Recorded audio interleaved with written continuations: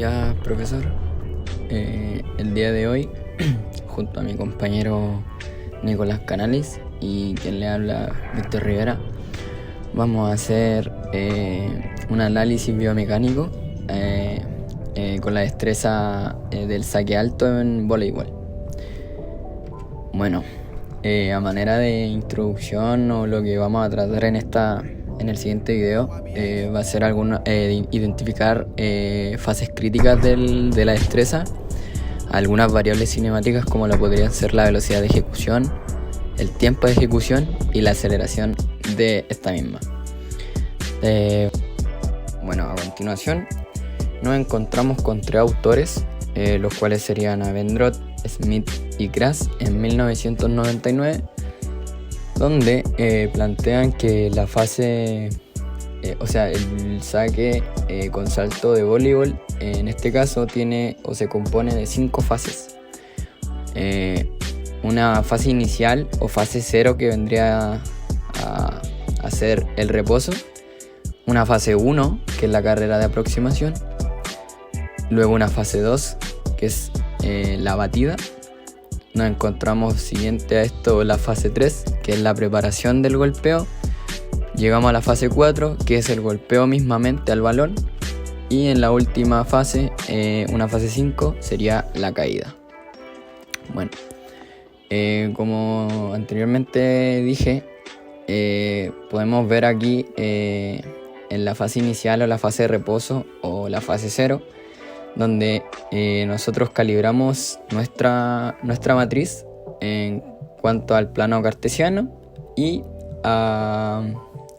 calibramos el video generalmente, donde en un aproximado nos debería dar la altura del sujeto del deportista en esto, y como ustedes pueden ver nos dio 1,73, lo cual vendría siendo muy o casi acertado, porque en este caso el deportista que ejecutó las destrezas soy yo, y yo mido unos 74 más o menos. Bueno, nos encontramos con una fase 1, en donde aquí tenemos la carrera de aproximación, en donde el deportista suele hacer 3 o 4 pasos. Esto va a variar según la longitud de la zancada del deportista o del jugador. También la velocidad de aproximación se va incrementando gradualmente a medida que va avanzando. Esto según Abendroth en 1999. Aquí nos encontramos, elegimos un plano sagital y un eje lateromedial. Esto para ver mayormente la articulación implicada en la destreza del salto. También nos encontramos con un tipo de equilibrio indiferente, el cual va moviendo su centro de masa, pero se va manteniendo estable, por así decirlo. Luego nos encontramos con un pequeño perfil mecánico, en donde encontramos brazo de momento, si quisiéramos brazo de momento, brazo palanca y el torque, en donde nosotros nos centramos en el caso de la rodilla, donde existe un torque de 1,7836 Nm. En el tobillo 1,4778 Nm. Y por último en la cadera, donde tenemos 2,1292 Nm. Estos vendrían siendo los torques en las articulaciones en relación con el balón de voleibol. Siguiendo la fase 1, encontramos ángulos, encontramos trayectoria de algunas articulaciones y también encontramos un modelo anatómico incorporado dentro del deportista, en donde esto nos ayuda a mejorar o visualizar de mejor forma el centro de masa del sujeto. ¿Para qué nos sirven estos ángulos? Como dice Smith y Grass en 1999, estos ángulos nos ayudan o nos van a servir ¿para qué? Para mejorar nuestra técnica al momento de realizar cualquier destreza que el día de mañana nosotros nos propongamos. En este caso podemos sacar los ángulos de la rodilla pudimos también sacar el ángulo del codo, más adelante vamos a ver.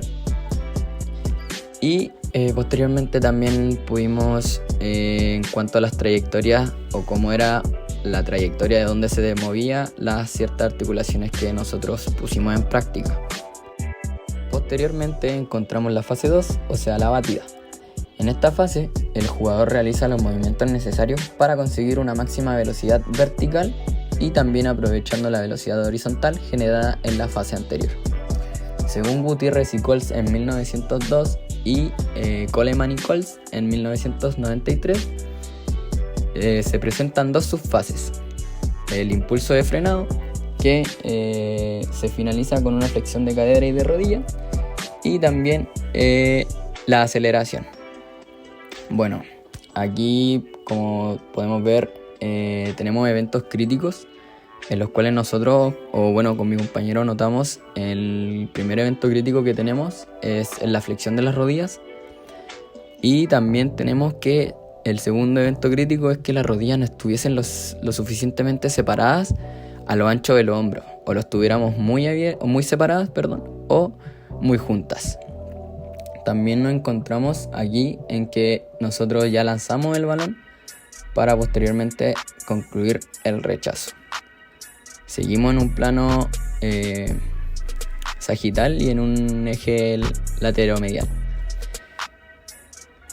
Bueno, también aquí podemos ver algunos ángulos de la fase 2 en las cuales mencioné anteriormente, donde también aquí Hernández en 1992 junto a Kras y Smith postean que el ángulo debería estar entre los 90 a 110 grados para estos jugadores.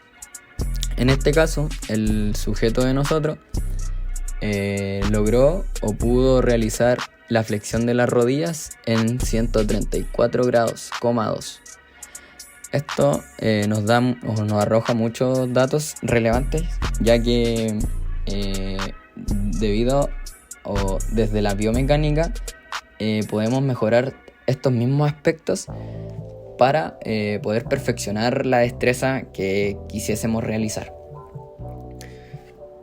Bueno, aquí encontramos vectores de fuerza en el sujeto. Encontramos el primer vector de fuerza, que es el de apoyar la pierna izquierda en este caso, en donde nosotros estamos generando que nuestro vector vaya hacia abajo, hacia el centro de la tierra, y posteriormente la tierra nos devuelva esa misma fuerza impulsándonos hacia arriba.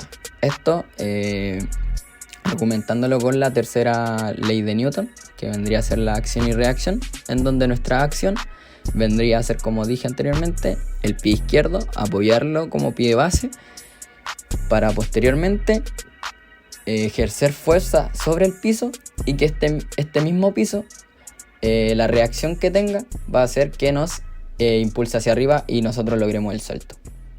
Continuando con la tercera fase, tenemos la fase de la preparación del golpeo, la cual es la continuación de la fase anterior, ya que el jugador en esta fase está suspendido en el aire y buscará hacer los movimientos necesarios para generar la máxima velocidad posible en la mano, la cual va a ser el golpeo.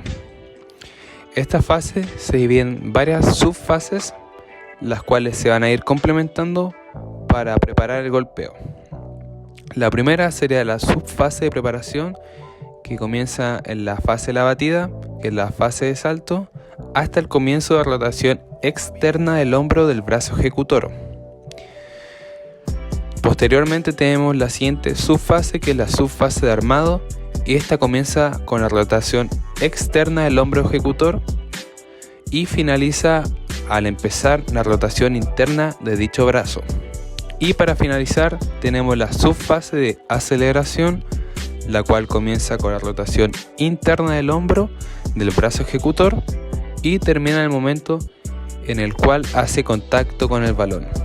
En la siguiente imagen podemos observar cada ángulo de cada articulación, esta vez en la tercera fase, que sería la fase de preparación del golpeo, y en esta fase se logró en el segundo 7 con 27 milésimas, y podemos observar que claramente la articulación del codo está en 150,7 grados, lo cual se puede reducir a que está parcialmente extendida. Y la articulación de rodilla, la cual está parcialmente también flexionada. También mencionar que el tipo de equilibrio en esta fase sería un tipo de equilibrio inestable, ya que el jugador está suspendido en el aire y no se encuentra apoyado ni en ningún punto de apoyo ni en el suelo. Esto quiere decir que sería un tipo de equilibrio inestable. Continuando con la cuarta fase, tenemos la fase de golpeo.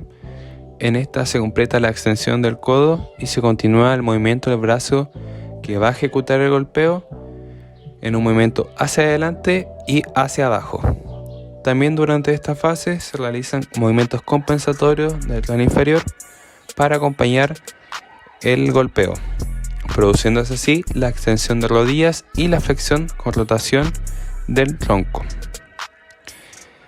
En esta fase sería un tipo de equilibrio inestable, al igual que la fase anterior, ya que también el sujeto está suspendido en el aire y no tiene ningún punto de apoyo. Y esta fase se completa en el segundo 7 con 83 milésimas. Ahora en las siguientes imágenes, continuando con la cuarta fase, la fase de golpeo, tenemos primero la imagen con los ángulos, en este caso la articulación del codo, la cual estaría en 92,3 grados, y la articulación de la rodilla, la cual está en 91,3, pero aquí podemos observar un evento crítico, el cual estaría en este caso en la rodilla, ya que en esta fase se busca la extensión de rodillas al momento de impactar el balón. Esto se debe enseñar a los estudiantes o a los alumnos que la rodilla tiene que estar totalmente extendida al momento de impactar el balón. En las siguientes imágenes está el modelo anatómico y ubicando el centro de gravedad, el cual está suspendido en el aire en comparación a la fase 1, donde también se mostró el modelo anatómico y el centro de gravedad, el cual estaba en una posición estable, tipo de equilibrio estable, ya que está apoyado en el suelo, pero en este caso está suspendido en el aire, por lo cual el centro de gravedad está en el aire. Para finalizar tenemos la quinta fase, que sería la fase de caída. En esta se busca caer de forma equilibrada con ambos pies al momento de impactar el suelo para prevenir algún tipo de lesión en alguna articulación, ya sea de los tobillos, rodillas, de la cadera y de la columna vertebral. El evento crítico que se puede evidenciar en esta fase sería caer solo en un pie, ya que en comparación al caer con ambos pies, como tiene que ser, da un mayor porcentaje de algún tipo de lesión de las articulaciones ya mencionadas. Y el tipo de equilibrio en esta fase sería un tipo de equilibrio estable, ya que al impactar con el suelo, tras un breve periodo de tiempo, el sujeto recupera su estado inicial. También tenemos los ángulos de esta fase. Podemos evidenciar que el sujeto está cayendo y busca acomodarse para volver a una posición inicial y buscar la extensión, ya sea de las articulaciones tanto como del codo como de la rodilla. Y el ejercicio termina en el segundo 10 con 32 milésimas. A continuación vamos a presentar los dos videos que utilizamos para hacer este análisis biomecánico, el primero con cada punto anatómico que utilizamos y su trayectoria, para después ver su desplazamiento total, velocidad y aceleración. Y el segundo sería con cada ángulo de cada articulación que utilizamos.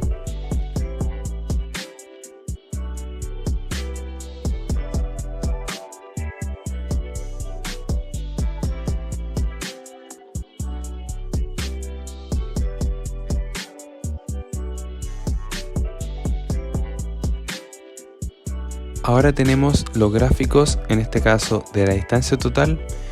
A simple vista podemos evidenciar que la trayectoria del tobillo es mucho mayor a la trayectoria de la cadera y la trayectoria de la rodilla. La trayectoria del tobillo logra unos 500 centímetros de distancia total en comparación a la distancia de la cadera y de la rodilla, los cuales alcanzan unos 350 centímetros aproximadamente los dos. Ahora vamos a presentar el gráfico de la aceleración. En este gráfico podemos observar que la trayectoria del tobillo va a tener una mayor aceleración. Esto se debe a que en las fases que el sujeto salta y se suspende en el aire, se busca que haya una flexión de rodilla, y es por eso que en la trayectoria del tobillo va a tener una mayor distancia y también una mayor aceleración. Y esto también se puede ver evidenciado en el gráfico de la velocidad, ya que la mayor velocidad de estas trayectorias va a ser la del tobillo, y esto se debe también a la explicación de la aceleración. A continuación vamos a presentar cada una de las fases de este ejercicio con su respectivo vector de la fuerza. En la fase número 1 está presente la fuerza de la gravedad, y esta está en un vector mirando hacia abajo. En la fase número 2, que es la fase de la batida, podemos evidenciar dos vectores de fuerza. El primero estaría en el impulso de frenado. Al momento de el sujeto flexionar sus rodillas, estaría el vector de la fuerza número 1 en esa fase, y el vector número 2 sería en el impulso de aceleración, cuando el sujeto toma impulso y acelera para hacer el salto. Ahí estaría el segundo vector de la fuerza, y esto es cuando los pies despegan del suelo.